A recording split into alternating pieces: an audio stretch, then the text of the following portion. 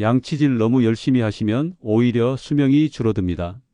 지난달 진료실에서 83세 어머니와 함께 온 아들에게 제가 한 충격적인 말입니다. 지금 잇몸을 살짝 눌러보세요. 따끔거리거나 피가 나지는 않나요? 이건 우연이 아닙니다. 안녕하세요. 50년 경력의 치과의사 유호석입니다. 여러분이 평생 믿어온 상식, 하루에 3번 양치질을 하면 건강에 좋다는 말이 60대 이상에겐 오히려 위험할 수 있습니다. 평생 구강 관리에 열심히 했던 83세 방영호 할아버지는 60년간 하루 4번 양치했습니다. 선생님, 이가 뽀얗게 빛날 때까지 닦았어요. 그런데 결과는? 잇몸은 심하게 물러났고 치아 뿌리가 드러났으며 따뜻한 물만 마셔도 찌릿한 통증이 왔습니다. 더 심각한 건 심장 수술 전 잇몸 염증부터 치료하라는 의사의 지시였죠. 할아버지의 절망적인 질문, 평생 양치를 안 하는 게 나았을까요? 가 아직도 제 귀에 맴돕니다. 댓글로 내가 알던 양치 상식이 틀렸다니 라고 적어주시면 추첨을 통해 10분께 어르신 맞춤형 저자극 불소 치약을 선물로 드립니다. 그리고 나중에 다시 보고 싶으시다면 지금 바로 구독과 좋아요 버튼을 눌러주세요. 이 정보가 여러분의 소중한 가족에게도 큰 도움이 될 테니까요. 자, 이제 본격적으로 충격적인 진실을 파헤쳐 보겠습니다.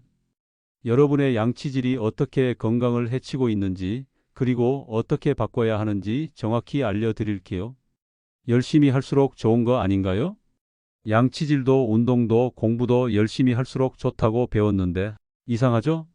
방금 말씀드린 방영호 할아버지는 분명 누구보다 열심히 양치질을 하셨는데 왜 치아와 잇몸이 망가졌을까요? 자, 지금 본인의 잇몸을 한번 만져보세요.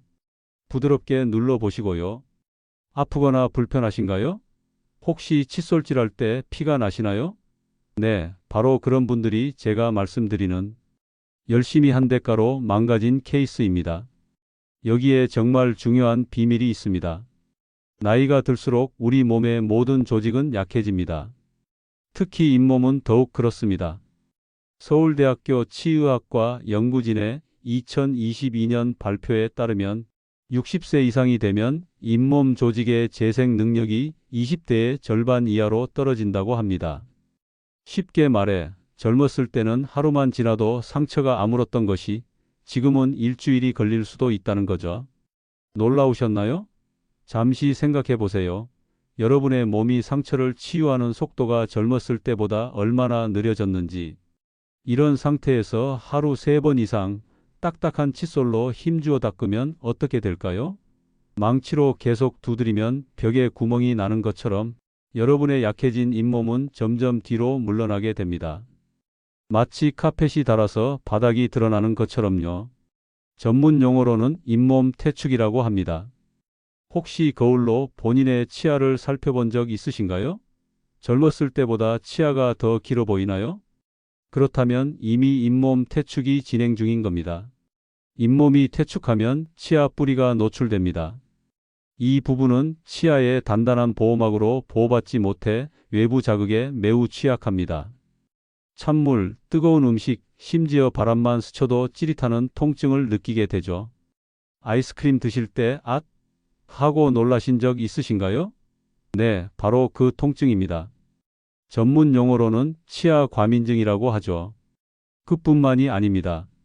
잇몸이 퇴축하면 치아와 잇몸 사이에 빈 공간이 생기는데 이곳은 세균의 천국이 됩니다.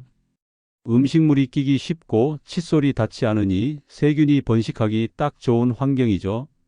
결과적으로 잇몸 질환이 더 심해지는 악순환이 시작됩니다. 그럼 양치질을 안 해야 한다는 말씀인가요? 아닙니다. 제가 말씀드리는 것은 올바른 방법으로 해야 한다는 것입니다. 60대 이상 어르신들을 위한 올바른 양치법 지금부터 알려드리겠습니다. 첫째, 하루 3번이 아닌 2번만 양치하세요. 아침과 자기 전 이 2번으로 충분합니다.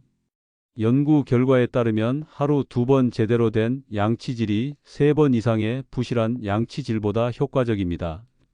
둘째, 부드러운 칫솔을 선택하세요. 포장에 초극세모라고 표시된 제품을 고르시면 됩니다. 이런 칫솔은 잇몸을 상처 입히지 않으면서도 플라그를 효과적으로 제거합니다. 셋째, 45도 각도로 부드럽게 닦으세요. 칫솔을 잇몸과 45도 각도로 대고 원을 그리듯 부드럽게 닦는 것이 중요합니다. 마치 계란을 쓸어내리듯 가볍게 말이죠. 절대 힘을 주어 문지르지 마세요. 넷째, 시간을 지켜주세요. 한 번에 2분 이상 닦지 마세요. 2분이면 충분합니다. 타이머를 맞추고 닦는 것도 좋은 방법입니다. 제 환자 중 78세 김순자 할머니는 이 방법을 6개월만 실천하셨는데 놀라운 변화가 있었어요. 처음에는 이 나이에 뭐가 달라지겠어요? 라며 반신반의하셨는데 한 달 후 피가 안 나요. 3달 후 찬물도 마실 수 있어요. 6달 후에는 선생님, 이렇게 간단한 방법이라면 진작 알았으면 좋았을 텐데 하시며 행복한 미소를 보여주셨죠. 여러분도 그 미소의 주인공이 되실 수 있습니다. 지금 당장 화장실에 가서 여러분의 칫솔을 확인해 보세요. 뭐가 빳빳한가요? 부드러운가요? 지금 이 순간이 여러분의 건강을 바꾸는 시작점입니다. 어쩌면 평생 해온 습관을 바꾸는 것이 쉽지 않을 수도 있어요. 하지만 조금만 노력하면 여러분의 건강과 수명에 큰 차이를 만들 수 있습니다. 그런데 잠깐, 양치질만 올바르게 한다고 끝일까요? 아니죠. 이제 또 다른 함정, 바로 치약에 대해 말씀드리겠습니다.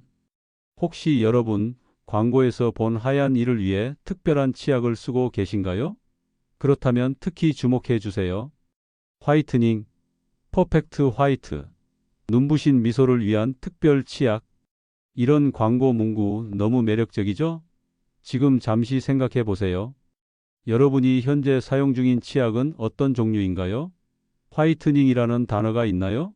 있다면 지금부터 제 이야기를 정말 주의 깊게 들어주셔야 합니다. 지난해 제 진료실을 찾아오신 75세 이영희 할머니 이야기를 들려드리겠습니다. 할머니는 정말 아름다우신 분이었어요. 늘 깔끔하게 단장하시고 특히 본인의 미소에 자부심이 있으셨죠. 무려 20년 넘게 미백 치약만 고집해서 사용하셨답니다. TV 광고에서 치아를 하얗게 자신감 있는 미소를 하는 문구를 보고 시작하셨다고 해요. 혹시 여러분도 비슷한 이유로 미백 치약을 선택하셨나요? 처음에는 효과가 좋았습니다. 치아가 하얘졌고 자신감도 생겼죠. 하지만 세월이 흐르면서 이상한 증상이 나타나기 시작했습니다. 찬물을 마실 때마다 찌릿한 통증, 심지어 부드러운 음식을 먹을 때도 불편함을 느끼셨습니다. 진료 결과는 충격적이었습니다.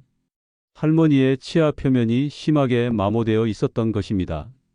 범랑질이 얇아져 속에 있는 상아질이 노출되어 있었고 이것이 통증의 원인이었습니다.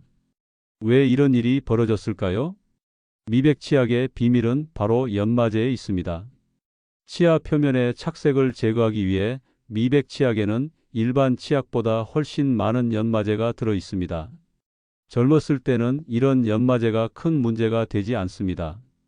치아의 보호층인 범랑질이 단단하니까요. 하지만 나이가 들면 상황이 달라집니다.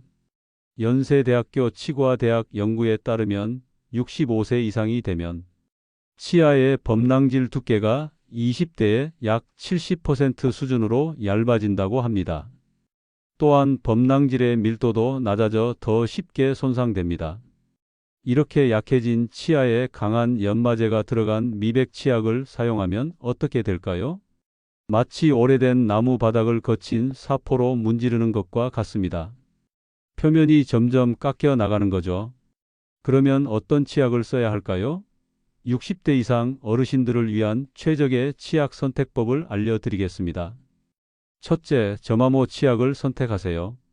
포장에 저마모라고 표시된 제품이 좋습니다. 이런 치약은 연마제 함량이 적어 치아 표면을 덜 손상시킵니다. 둘째, 불소 함량이 높은 치약을 고르세요. 불소는 치아를 강화하고 충치를 예방합니다. 특히 나이가 들면 침 분비량이 줄어들어 충치 위험이 높아지므로 불소 치약은 필수입니다. 셋째, 민감성 치약을 고려해 보세요. 이미 치아가 시린 증상이 있다면 시린이 전용 또는 민감성 치아용 치약이 도움이 됩니다.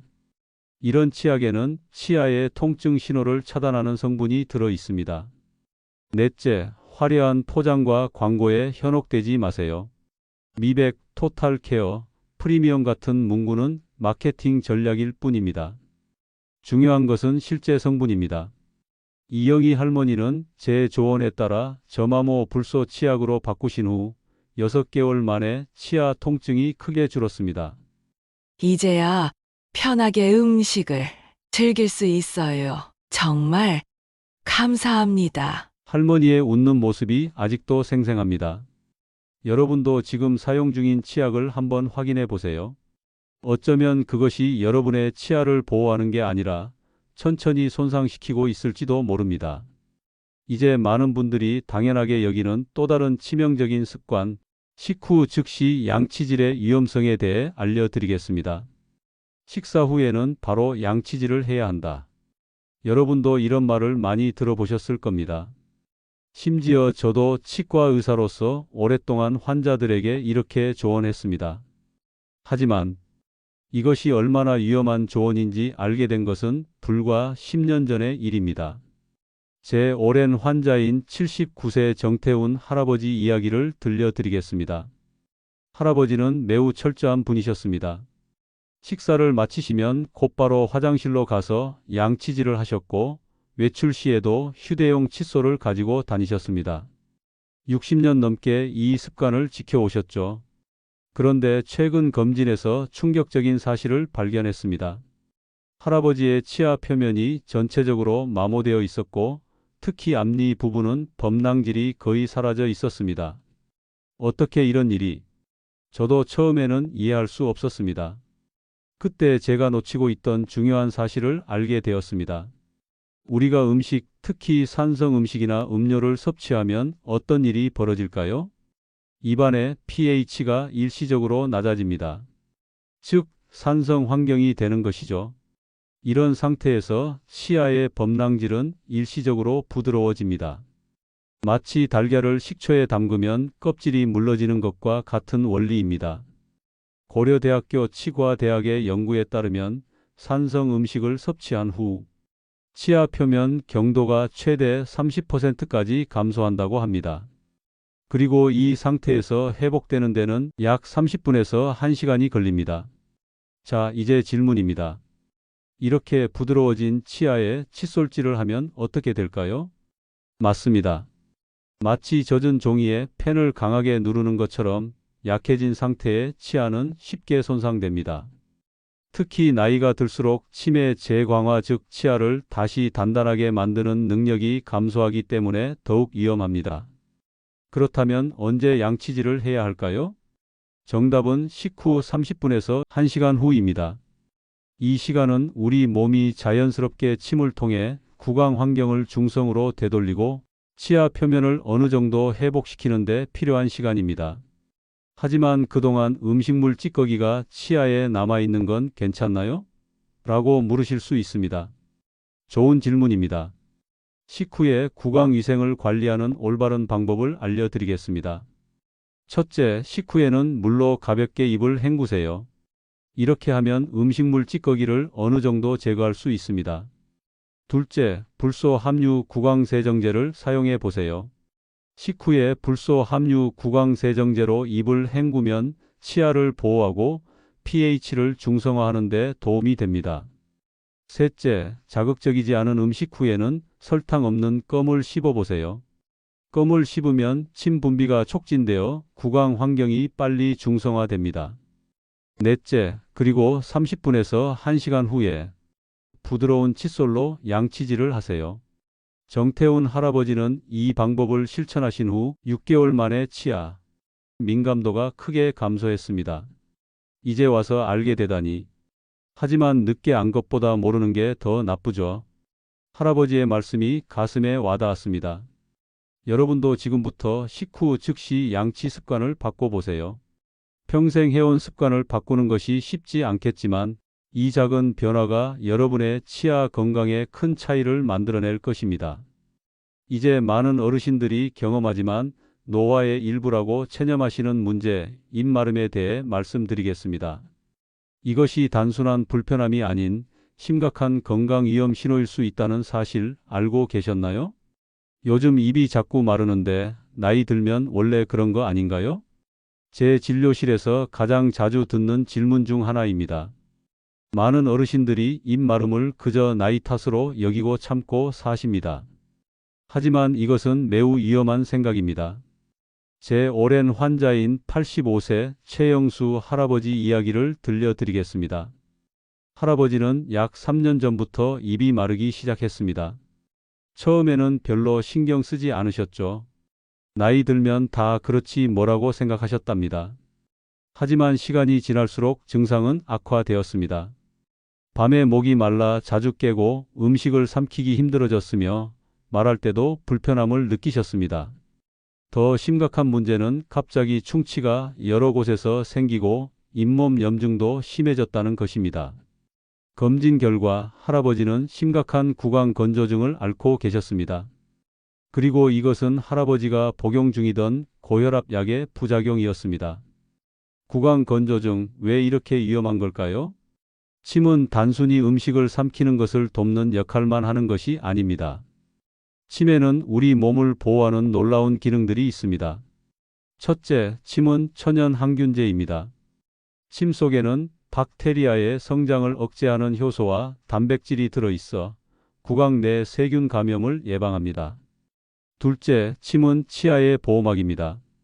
침에 포함된 칼슘과 인산염은 치아의 범랑지를 강화하고 초기 충치를 재강화하는 역할을 합니다. 셋째, 침은 음식의 소화를 돕습니다. 침에 포함된 소화 효소는 음식물 분해를 시작하여 영양소 흡수를 돕습니다. 그런데 나이가 들면 침 분비량이 자연적으로 감소합니다. 서울대학교 의과대학 연구에 따르면 70세 이상 어르신들의 침 분비량은 젊었을 때의 약 60% 수준으로 감소한다고 합니다. 여기에 더해 많은 어르신들이 복용하는 약물은 침 분비를 더욱 감소시킵니다. 미국 노인의학회 자료에 따르면 노인들이 복용하는 약물의 약 80%가 구강 건조를 유발할 수 있다고 합니다. 이렇게 감소한 침은 충치와 잇몸 질환 위험 증가, 구강 곰팡이 감염 위험 증가, 소화 문제와 영양 흡수 장애, 말하기와 삼키기 어려움, 미각 감소와 식욕 저하, 입 냄새 증가와 같은 다양한 건강 문제를 일으킵니다. 최영수 할아버지의 경우 의사와 상담 후 약물을 조정하고 구강건조증 관리법을 실천하신 결과 3개월 만에 큰 호전을 보이셨습니다. 이제 다시 음식 맛을 제대로 느낄 수 있어요. 인생의 즐거움이 돌아왔습니다. 라고 말씀하셨죠. 자, 그렇다면 구강건조증을 어떻게 관리할 수 있을까요? 첫째, 물을 자주 마시세요. 하루에 최소 8잔의 물을 마시는 것이 좋습니다. 작은 물병을 항상 가지고 다니며 조금씩 자주 마시는 습관을 들이세요. 둘째, 무설탕 껌이나 사탕을 활용하세요. 씹거나 빨면 침 분비가 자연스럽게 촉진됩니다. 단, 반드시 무설탕 제품을 선택하세요. 셋째, 알코올이 포함된 구강세정제는 피하세요. 알코올은 구강을 더 건조하게 만듭니다. 넷째, 실내 습도를 적절히 유지하세요. 특히 밤에 가습기를 사용하면 도움이 됩니다. 다섯째, 카페인, 알코올, 담배는 피하세요. 이들은 모두 구강을 건조하게 만듭니다. 여섯째, 복용 중인 약물이 구강 건조를 유발하는지 의사나 약사와 상담하세요. 가능하다면 대체 약물이나 용량 조절을 고려해 볼 수 있습니다. 여러분, 입이 마르다고 그냥 참지 마세요. 그것은 단순한 노화가 아닌 여러분의 건강이 보내는 중요한 경고 신호일 수 있습니다. 이제 마지막으로 구강 건강이 왜 단순히 입안의 문제가 아니라 여러분의 전체 건강과 수명에 직결되는지 그 충격적인 진실을 말씀드리겠습니다. 지금까지 제가 여러분께 말씀드린 것들, 단순히 치아와 잇몸의 불편함을 줄이기 위한 조언이 아닙니다. 이것은 여러분의 생명과 직결된 문제입니다. 믿기 어려우시겠지만 지금부터 제가 나눌 이야기는 저도 처음 알았을 때 충격을 받았던 사실입니다. 제 오랜 환자인 김정호 할아버지 이야기를 들려드리겠습니다. 할아버지는 10년 전부터 심한 잇몸 질환을 앓고 계셨습니다. 피가 나고 고름이 차는 상태였지만 이 나이에 이런 것쯤이야 라며 크게 신경 쓰지 않으셨죠. 그러던 어느 날 할아버지는 갑작스러운 심장마비로 응급실에 실려갔습니다. 다행히 빠른 조치로 위험한 고비는 넘기셨지만 의사의 말씀은 충격적이었습니다. 심장마비의 원인 중 하나가 만성 잇몸 질환일 수 있습니다. 정말일까요? 입안의 문제가 어떻게 심장에 영향을 미칠 수 있을까요? 하버드 의과대학과 서울대학교 의과대학의 공동 연구에 따르면 만성 잇몸 질환이 있는 사람은 심장 질환 위험이 최대 20%까지 증가한다고 합니다. 또한 중증 잇몸 질환 환자는 뇌졸중 위험이 약 3배 높다는 연구 결과도 있습니다. 이유는 간단합니다. 잇몸 질환이 있으면 구강 내 세균이 혈관을 통해 전신으로 퍼질 수 있습니다. 이 세균들은 혈관벽에 염증을 일으키고 동맥경화를 촉진합니다. 결과적으로 심장마비와 뇌졸중 위험이 높아지는 것이죠. 심장 질환만이 아닙니다. 최근 연구에 따르면 만성 잇몸 질환은 다음과 당뇨병, 치매, 폐렴, 류마티스와 같은 질병도 악화시킬 수 있습니다. 김정호 할아버지는 이 사실을 알고 나서 구강 건강 관리에 정말 열심히 노력하셨습니다. 6개월 집중 치료 후 잇몸 상태가 크게 개선되었고 놀랍게도 심장 건강 지표도 함께 좋아졌습니다. 심장 전문의도 잇몸 치료가 이렇게 효과가 있을 줄 몰랐다며 놀라워했죠. 여러분, 여러분의 입은 건강의 거울입니다. 그리고 구강 건강은 전신 건강의 기초입니다. 이것은 과장이 아닌 의학적 사실입니다. 이제 제가 오늘 말씀드린 모든 내용을 요약해 드리겠습니다. 60대 이상 어르신들을 위한 올바른 구강관리법, 치과의사의 처방전입니다. 하루 2번 부드러운 칫솔로 45도 각도로 2분간 양치하세요. 저마모 불소 치약을 사용하세요. 미백 치약은 피하세요. 식후 즉시 양치하지 말고 30분에서 1시간 후에 양치하세요. 하루 8잔 이상의 물을 마시고 무설탕 껌이나 사탕으로 침 분비를 촉진하세요. 정기적으로 치과 검진을 받으세요. 적어도 6개월에 한 번은 반드시 구강 건강을 전신 건강과 연결된 문제로 인식하고 의사와 약사에게 복용 중인 약물의 구강 부작용에 대해 상담하세요. 여러분, 지금 이 순간이 여러분의 건강과 수명을 바꾸는 시작점이 될 수 있습니다. 평생 해온 습관을 바꾸는 것이 쉽지 않을 수도 있습니다. 하지만 그 작은 변화가 여러분의 건강과 삶의 질, 그리고 수명에 큰 차이를 만들어낼 것입니다. 너무 늦었어 라고 생각하시나요? 그렇지 않습니다. 제가 만난 90세 환자도 올바른 구강관리법으로 건강을 되찾으셨습니다. 나이는 단지 숫자에 불과합니다. 지금이 바로 시작하기 가장 좋은 때입니다. 여러분의 건강한 미소가 오래오래 빛나길 바랍니다. 그리고 그 미소와 함께 건강한 심장, 건강한 뇌, 그리고 활기찬 노년을 누리시길 진심으로 바랍니다. 오늘 이 영상이 도움이 되셨다면 주변의 소중한 분들에게도 공유해 주세요. 그들의 건강과 수명을 지켜주는 소중한 선물이 될 것입니다.